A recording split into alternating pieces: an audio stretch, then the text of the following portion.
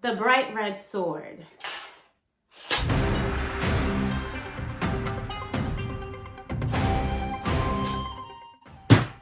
Ow! Hell? Hey guys, Osonande here with another Demon Slayer episode, Season 3, Episode 5. First off, I just want to say Ufotable does not give two F's about budgeting whatsoever. So where we left off on this last episode, Tanjiro, Nezuko, and GENYA were up against the 4 Hantengu demons. What? Muichiro is running away with Kotetsu, trying to save Hagenazuka. Our girl, Mitsuri, has been alerted that the village is in trouble and she's not too far away, so she's on her way. Yeah! Let's get into this review. There's a lot going on in this episode. Our team is currently in 3 different places. Let's talk about Mitsuri. Mitsuri is back with a sword, not like anything we've ever seen. Very bendable, pliant. It just reminds me of a ribbon, the way she moves. She's back to help the villagers, taking on 1, sometimes 4 of Gyokko's creatures at once. Something smells fishy here. Her fighting style is incredible. You honestly don't see her execution most of the time. You just see like bright pink flashes going back and forth, and then all of a sudden the creature is down. She's slapped all of them. She's literally just running through the village.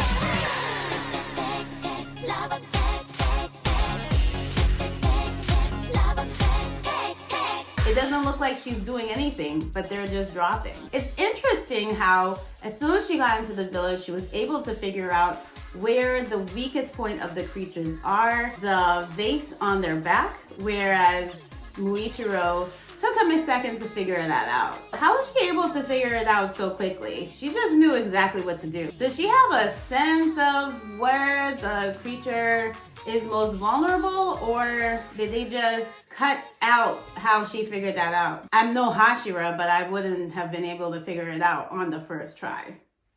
Just say. She finds the biggest creature of all. It's got like 4 vases on its back. He's got swordsmiths in his hand. He's crushing them. He's swiping at them. Mitsuri is like, nope, not today, not today. Which she uses love-breathing first form to take it out with the Shivers of First Love. Shivers of First Love. It sounds like a romance novel. Shivers. Which is really, really cool to see. Despite what's going on, Mitsuri is just still very cutesy and lovable, as she always is. She's a love Hashira. That's just how she is. So let's talk about Muichiro. What is Tokido going through right now? Where we left off, we saw him rescue Kotetsu, and Kotetsu begged him to go help Hagenazuka. So they're on their way to find the swordsmith, and they run into Kanamori. He's in a tree. Muichiro saves Kanamori. It's the 3 of them looking for a sword to replace the one Muichiro has that's all bent out of shape and chipped, when they run into none other than Gyokko himself. He slithers out of the vase like a deformed baby serpent. His talking mouths are hideous, and his need to create artwork using the bodies of the swordsmiths is just disgusting and cruel. This dude has 0 empathy for anything besides his own entertainment and pleasure. Gyokko's artwork with the swordsmiths all wrapped up together, he's so proud of himself. It's the most cruel thing I've ever seen a demon do. He could have just killed them. What I want to know is what happened to their bodies. 1 minute they're coming out of the vase.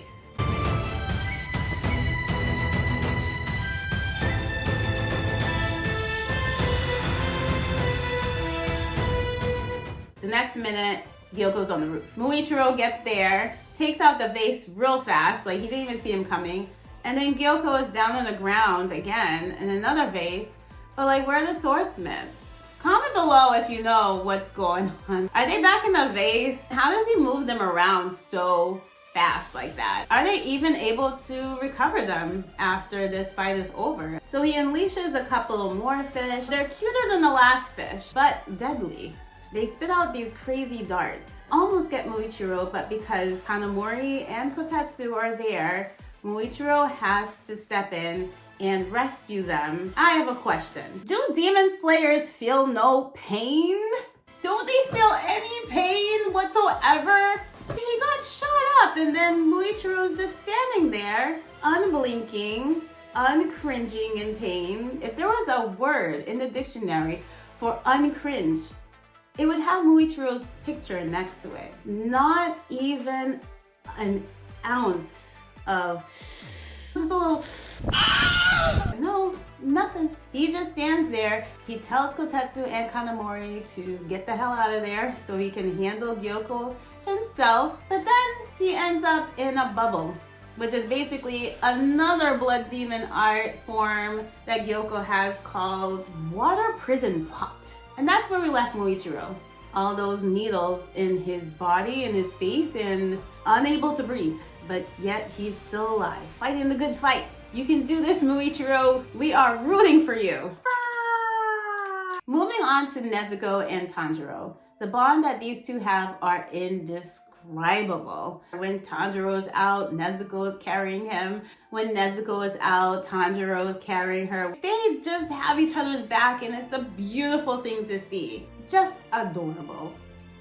The most defining moment of this episode is when Nezuko puts all her energy into turning Tanjiro's sword into a flaming red fire with her blood demon art, essentially making Tanjiro unstoppable. It's one of the most beautiful moments so far of season 3, because not only does she turn his sword into this flaming red sword, he's basically able to channel the energy of his friends and everyone that has stood by him and put all of his energy and effort into not disappointing them in the blade. And it's just such an amazing thing to see.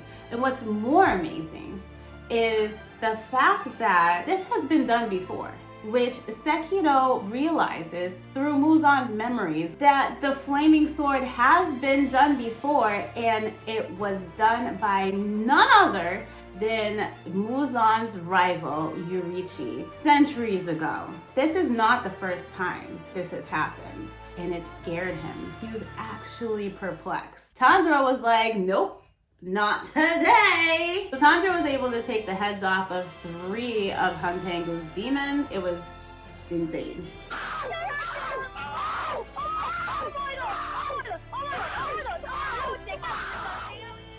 And he realizes, hey, that might not do the trick, so I need to take off all 4 heads. Where's the other demon? Tanjiro looks around for the 4th demon and he spots GENYA. So GENYA has done us all a favor and taken off the head of the 4th demon. But when he turns around, he shocks everyone. Holy crap.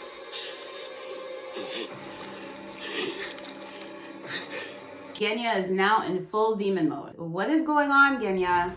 What is going on? That's where we left off. It felt like 5 minutes went by, which is usually what happens. I just have to talk about the way that Ufotable tried to stick to the manga as best as possible, making sure these scenes were just as they should. I thought they did an incredible job.